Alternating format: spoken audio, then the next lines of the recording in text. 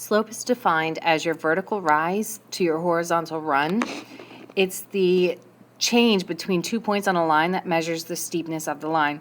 So when we looked at the Jack and Jill problem, we saw the rise of Jack's step was 9 inches and his run was 36. So we write it as the ratio of 9 to 36, rise to run, which reduces 1 to 4.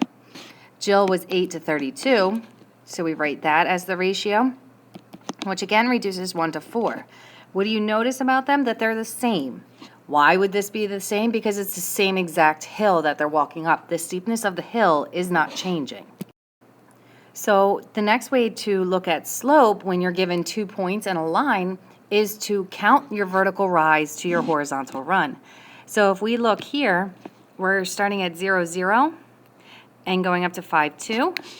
So we look at our rise as 1, 2. So our slope is going to be 2 over 1, 2, 3, 4, 5. So our slope is 2 over 5.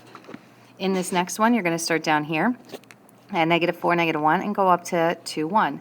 So you're going to rise 1, 2, and you're going to run 1, 2, 3, 4, 5, 6. So our slope for this one was 2, because we rose 2, and then we ran 6. Slope always has to be reduced, so it'll be reduced 1 to 3. Same concept for number 3. Start here. We're going to end here. Rise 1, 2, 3, 4, 5.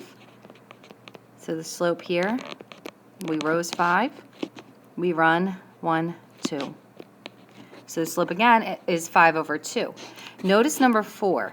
If you look at the other 3, 1, 2, and 3, when you read the graph left to right, you'll see the line goes up.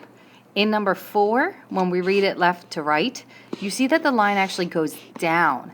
This is said to have a negative slope.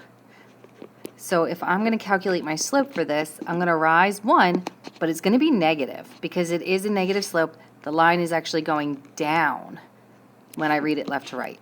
So I rise 1 and I run 1, 2, 3, 4, 5. So -1 to 5. 1, 2. Yep. Okay, so the slope of this line is -1 to 5. The last way to do this is to actually graph the 2 points, draw the line, and then determine the slope. So if we graph the point 0, 2, make it a little bigger, okay, over 0 up 2, so that's right here, and the point 3, 4, so over 1, 2, 3, up 1, 2, 3, 4, that's right here. Now some kids want to go from just point to point to graph their line, but when you graph a line is continuous in both directions, and it spreads across your coordinate plane. So you're going to want to graph that line going straight through those points and be capped with the arrows because it is continuous. Now we can find our slope. So I can rise 1, 2, and I can run 1, 2, 3. So my slope for this one is I rose 2, I ran 3. So for the second one now, we have -4, 2. So when I go to graph that, I go -4, 1, 2, 3, 4, and then up 2, and I put my point. Over 2, and then down 6. 1, 2, 3, 4, 5, 6, and I put my point here.